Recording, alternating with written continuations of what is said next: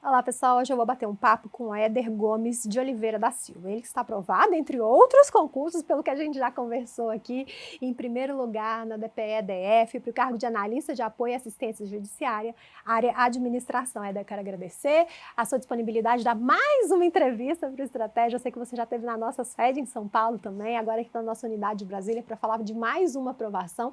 Então, obrigada pela sua disponibilidade, parabéns pela conquista. E para a gente já começar, eu queria que você se apresentasse para as pessoas que estão nos assistindo, falando aí de onde você é, se não se importar a sua idade, qual a sua formação. Tá, eu que agradeço o convite.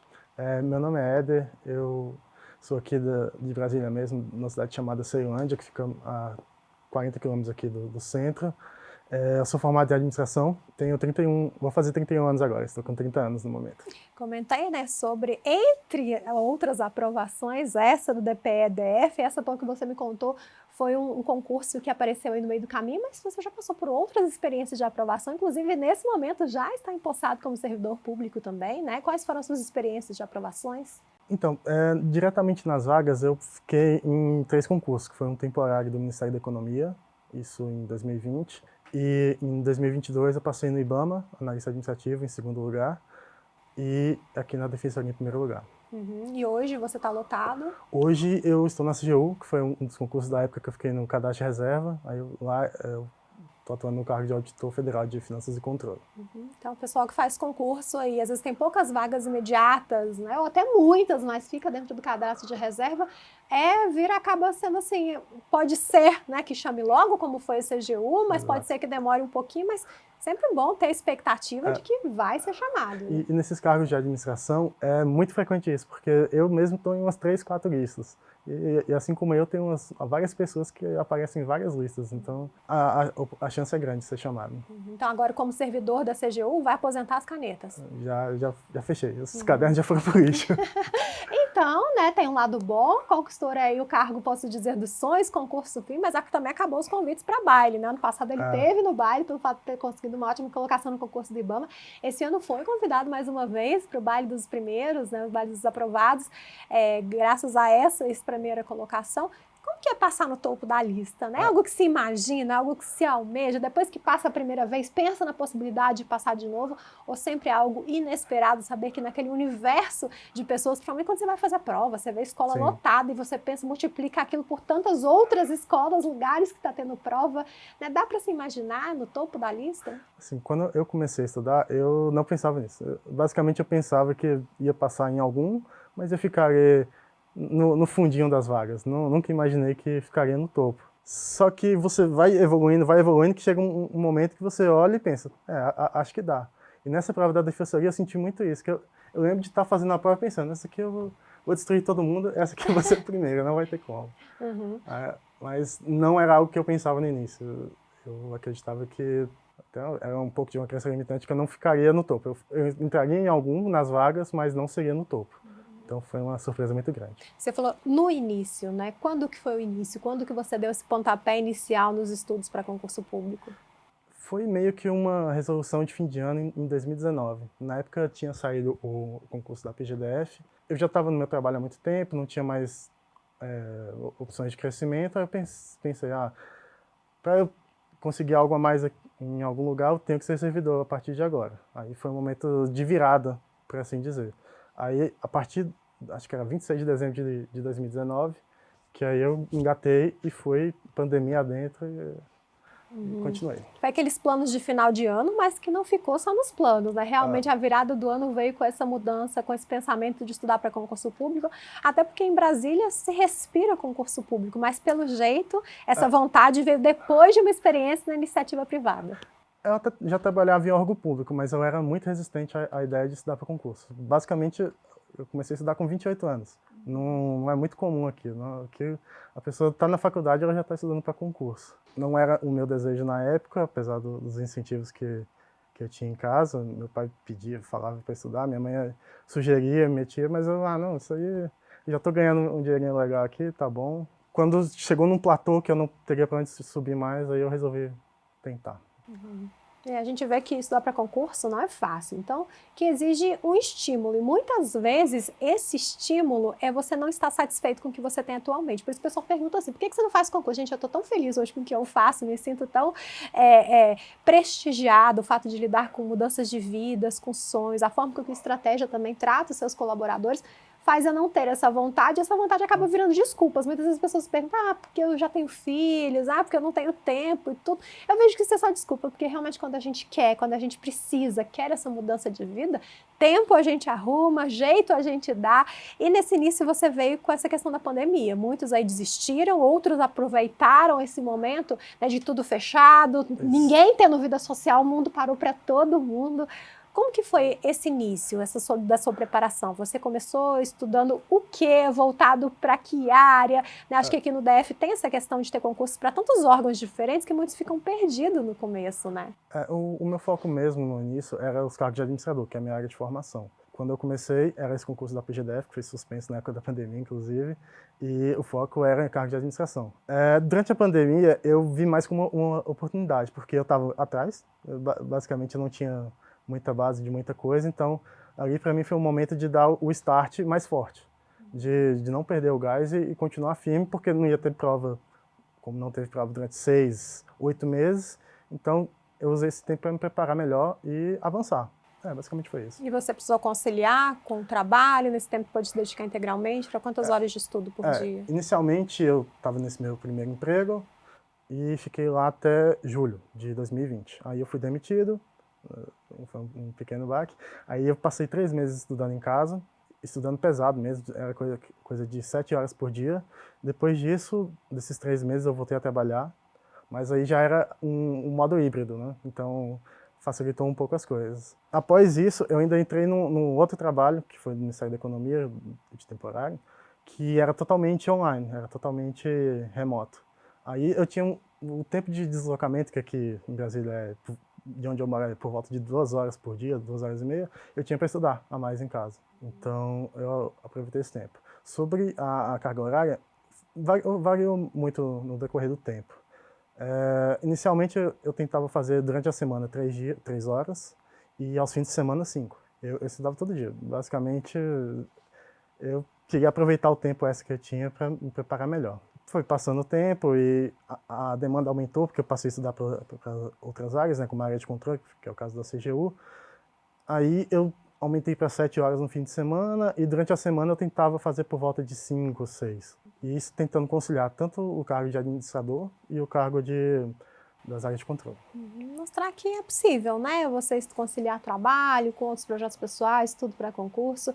Muita gente acha que para começar, você já tem que começar tendo disponibilidade de estudar 5, 6, 7 horas. Eu acho que ninguém consegue já começar nesse gás e se começa, depois acaba desanimando. O importante é a constância, né? É difícil manter. No início mesmo, eu estudava muito no metrô, tinha que vir presencial, né? E das 3 horas que eu estudava, só uma hora e meia era em casa. As outras horas eram no transporte público, ouvindo alguma coisa, ou lendo alguma coisa. Foi difícil, mas é mais questão de aproveitar os tempos livres. Né? E nessa sua trajetória, quando e como que você conheceu a estratégia concursos? Alguns cursinhos muito conhecidos de modo geral. E foi mais por uma pesquisa na internet, que eu estava procurando materiais novos, eu tinha atingido um limite que não estava passando e precisava de materiais mais avançados para conseguir chegar onde eu almejava. Né? Então, aí nisso apareceu uma promoção de fim de ano do Estratégia, que vamos aumentar, vamos ver como é que vai ser lá. E você que teve essa experiência, né, de outros materiais, o que você sentiu de diferencial no material do Estratégia? Olha, eu gostei muito para preparação de fim de prova, assim, a questão dos bizus estratégicos, dos resumos estratégicos. Eles são muito completos e muito focados nos pontos principais que caem nas provas, que foi o que é mais importante para mim. E os PDFs também, eles são bem mais completos. Tem realmente muito conteúdo que, se você não selecionar bem, você pode até se perder. Mas é bem completo. Então, sua ferramenta principal foram os PDFs? Foram os PDFs. Eu já estava no momento que eu precisava ter um estudo mais ativo, porque só videoaula não estava resolvendo. Então, foquei mais no PDF na época. E você gostava de fazer marcações, resumos, chegou a fazer algum material personalizado? Você comentou que jogou cadernos fora, né? Literalmente cadernos mesmo. Foram 5 cadernos. Eu anotava, eu gostava muito de anotar e a partir do momento que eu fazia muitas questões, o meu caderno tinha a parte do conteúdo e em cima era todos os erros que eu tinha. Em cima, embaixo, então eu fiz alguns resumos para até facilitar na hora de revisar e quando eu resolvia questões, eu anotava os principais erros para tentar não repetir. E desde o início você sabia da importância de fazer questões, conhecer a banca? Em que momento você se despertou para isso? Como foi? Tem ideia de quantas questões você resolveu durante a sua preparação? Como eu usei, acho que várias ferramentas de estratégia e outras, acho que deve ter passado de umas 10 mil questões de todas as matérias, foram muitas matérias. Acho que foi desde o início. Eu já sempre reservava no dia um pouquinho, uns 5 minutos, 10 minutos que fossem, eu via a matéria e fazia questões, não necessariamente da matéria, que foi algo que eu nunca fiz, foi filtrar a questão. Eu sempre, a questão que aparecesse eu tentava. Se desse errado, eu anotava, ou via qual era o conteúdo e tentava ver o conteúdo depois, ou se eu acertasse, tá bom, gravei um pouco aqui e vamos continuar. Mas assim, eu nunca usei filtros, eu sempre tentei resolver o que aparecesse. Em relação a revisões, né? Você comentou que utilizava até esse caderno para as revisões também. Você demorou a entender a importância das revisões para, de fato, você conseguir absorver o conteúdo? Desde o início você já tinha os dias certinhos de fazer revisão? Acho que nesse ponto meu estudo era bem aleatório. A partir do momento que eu terminei de ver o conteúdo de administração, que foi lá pelo 5º, 6º mês, eu meio que comecei a ver de novo a partir das questões. Então eu tentava resolver a questão, aí via onde eu estava com mais dificuldade, onde eu estava errando mais, aí eu voltava no material para reforçar o conteúdo. Então basicamente foi isso. A partir das questões eu via o que eu precisava revisar melhor, os pontos que eu precisava focar mais. Até do ponto de vista numérico, eu olhava, esse aqui eu estou errando mais nesse ponto aqui. Então acho que verificar essa parte do número, onde está o principal erro, é muito importante. De forma geral, né, os concursos de nível superior, em maioria, pedem discursiva ou redação, né, alguma parte aberta, como dizem, né, não só a linha de múltipla escolha ou de certo e errado. Em que momento que você começava a se preocupar com essa segunda fase do certame, que em muitos concursos é no mesmo dia, e em alguns poucos você tem um tempo depois para se preparar. Então, em que momento que você se preocupava com a discursiva?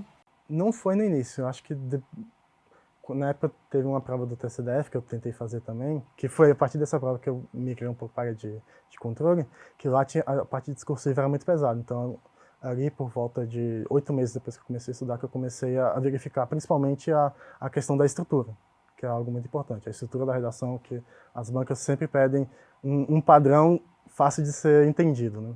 Então, foi ali por volta do 8º mês. E no caso da prova da defensoria, foi até mais complicado porque a prova foi em 2 turnos e no turno da tarde era só discursiva, e foram acho que umas 4 discursivas. Durante as discursivas eu fazia um esboço, não deveria, mas eu fazia um esboço na prova e aí eu replicava no caderno final. Terminava com a mão destruída, porque tinha que ser muito rápido para conseguir. Mas foi isso. Você comentou que antes da gente iniciar a gravação que você teve um momento de várias provas, né? Então, isso quer dizer, significa também que o estudo teve que ser aí ou focado em um e aproveitando o conteúdo, ou em algum momento direcionando o estudo para alguma coisa específica. Como que você fez para dar conta de tantas provas em finais de semana seguidos? O estudo realmente foi direcionado para um e você aproveitou conteúdos para outros, ou em algum momento ali você dava uma olhada numa coisa mais específica para realmente ter uma base em tudo para aquela prova que você ia fazer? Nesse momento foi por volta de novembro de 21, que para mim era a hora da verdade. Foi um momento que construí um calendário de 5 provas, sendo que as 2 primeiras eram da parte de administração. Então eu meio que dei um all-in na vida, assim, de modo geral. Foi, agora é 7 horas no fim de semana e às 6 durante a semana.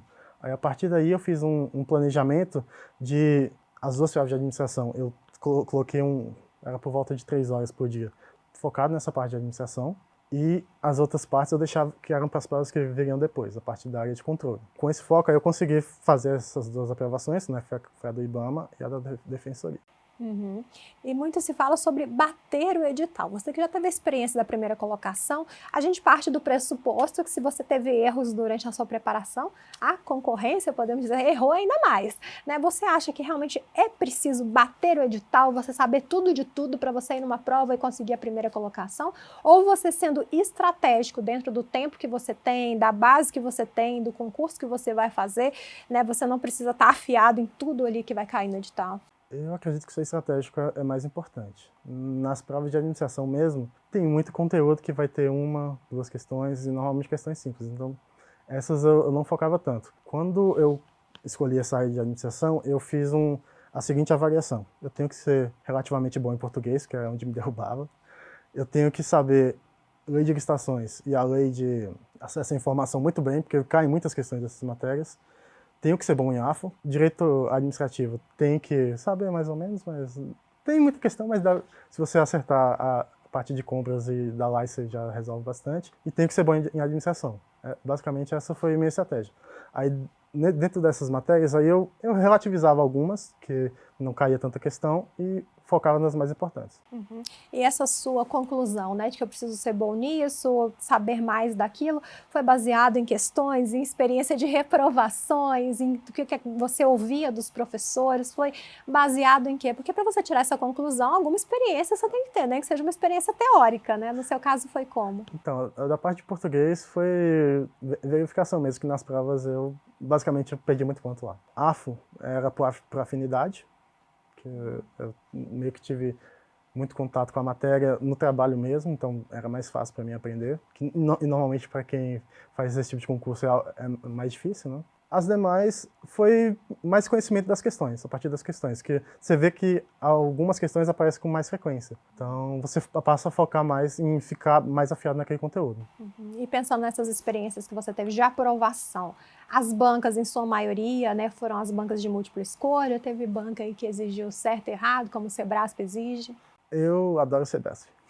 Acho que os meus melhores resultados foram lá. Prefiro certo e errado porque é mais rápido de fazer. E eu não gosto de múltipla escolha.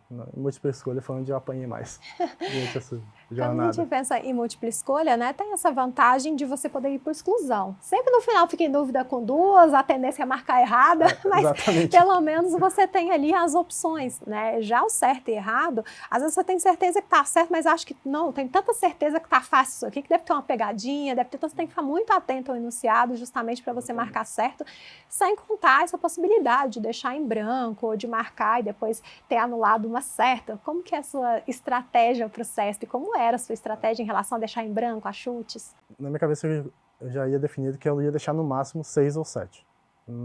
Se chegasse mais que isso, eu tinha que resolver o que marcar. 6 ou 7 era o máximo que eu podia deixar.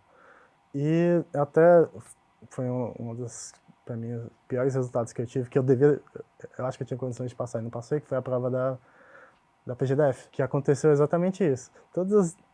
Eu fiquei tão preso nas minúcias que eu errei a questão tentando saber demais. É importante você ter um pouquinho de confiança e não ir tanto pro ponto fora da curva, ficar mais na linha geral. Não é sempre a exceção que eles estão pedindo, né? Mas eu sempre foquei em deixar no máximo 6 ou 7 e a partir daí eu tentava marcar dentro do que eu estava entendendo na questão. E mais uma vez vem a importância de fazer questões, né, para conhecer a banca, para saber o que ela pede, se ela vai pedir as exceções, se ela vai pedir as regras, né, para você ir com segurança. Não, isso aqui é o Sebrasp, então geralmente é assim, então a resposta é essa. Não, essa aqui já é a banca X, sempre tem uma pegadinha, então deixa eu ficar atento. Então a importância de conhecer as bancas para o momento de prova, né? Exatamente. Até você perguntou sobre a preparação de muitas provas ao mesmo tempo. Eu sempre foquei bastante em Sebrasp.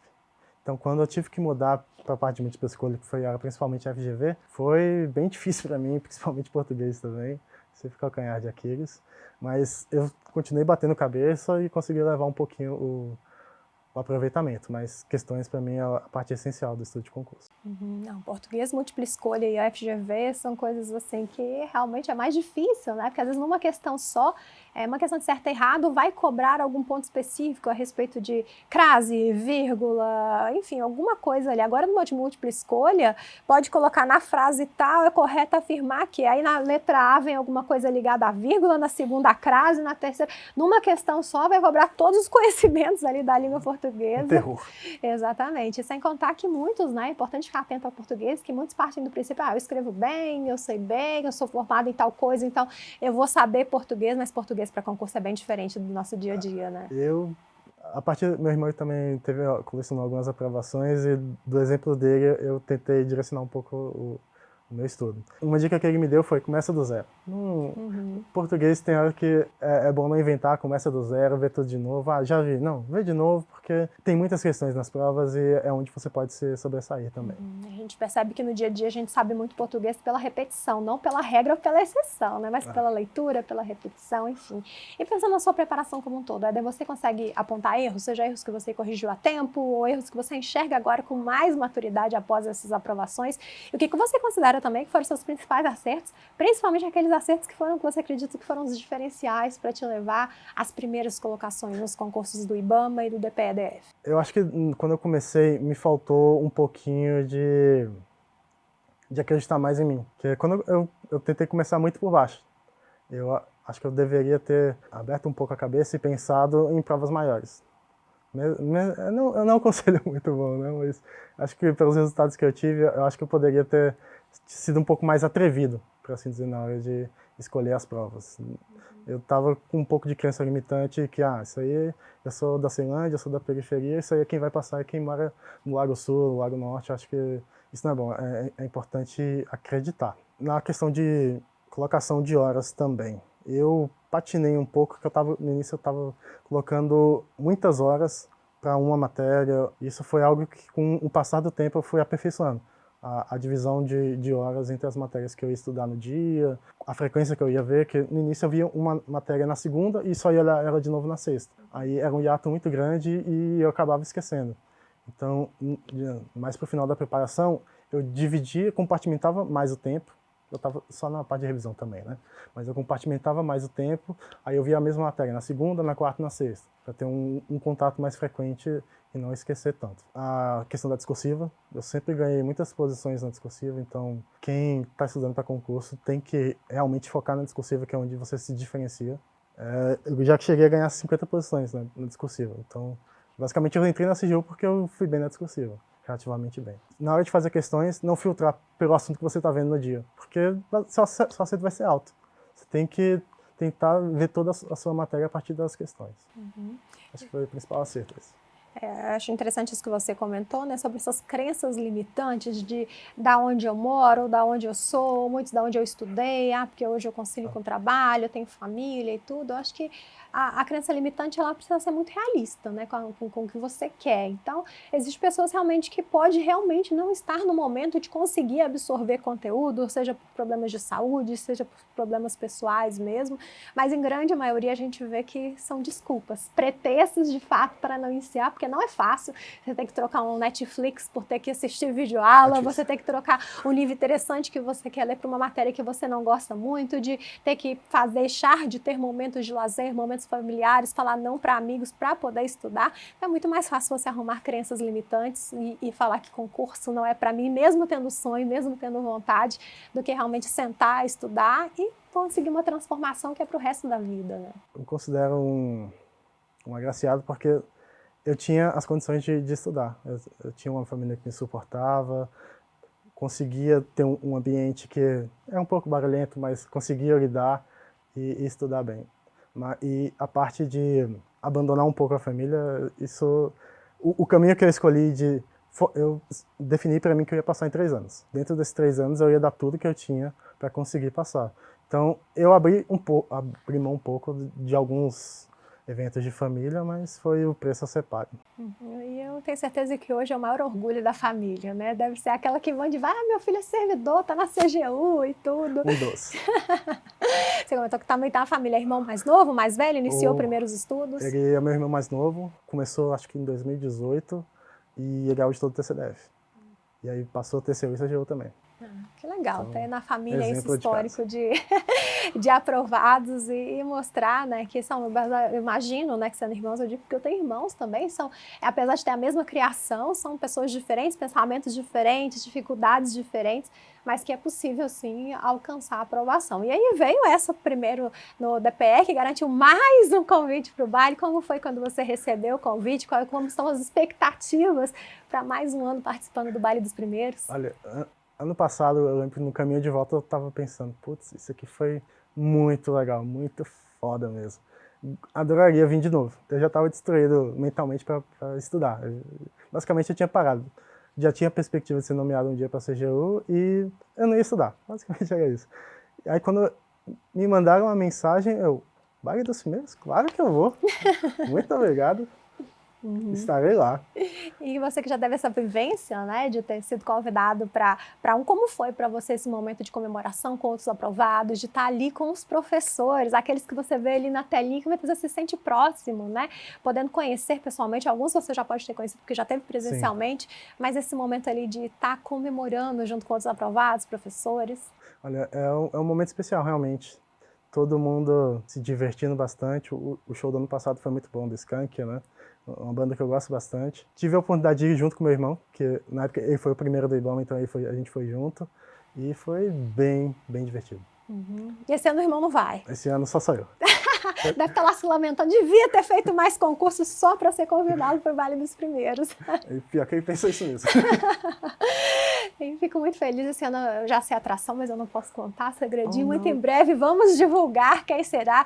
E ó, quem não topou, quem falou que não vai, depois que divulgar a atração não vai ter segunda chamada, infelizmente. Então, ó, tenho certeza que o pessoal vai aproveitar muito e a gente também do Estratégica é muito feliz em poder fazer parte desse momento. Como eu disse, né, eu acho que que torna meu trabalho muito mais gratificante é saber que a gente está aí junto com vocês, sem dúvida no mérito todo do aluno, nessa transformação de vidas, uma aprovação, né, a transformação de vida já pensando aí de como vai ser dali para frente, construir família, seus planejamentos todos que vêm com a aprovação, as mudanças que vêm não só para aprovado, mas para a família como um todo, seja para os pais, ou seja, para os filhos, para o casal. Então a gente fica muito feliz em fazer parte desses momentos de aprovação e depois de poder comemorar junto com vocês. Então, sim, muito em breve nos veremos de novo no Baile dos Aprovados. Dia 3, estaremos lá. Nada, mais uma vez, obrigada aqui pela sua última entrevista, já que aposentou as canetas, obrigada pela sua disponibilidade mais uma vez e parabéns pela história. Muito obrigado. Pessoal que está nos assistindo, quiser saber mais sobre o mundo dos concursos, muitos concursos indo por aí, não só o concurso nacional unificado, que vai ser uma grande oportunidade com muitas vagas, com muitas possibilidades, mas outros concursos que estão sendo lançados, muitas possibilidades de primeiros lugares para ser convidado para o baile do ano que vem. Então, para ficar por dentro de tudo isso, é só acessar nosso site, estrategiaconcursos.com.br. Um grande abraço e até a próxima. Tchau, tchau.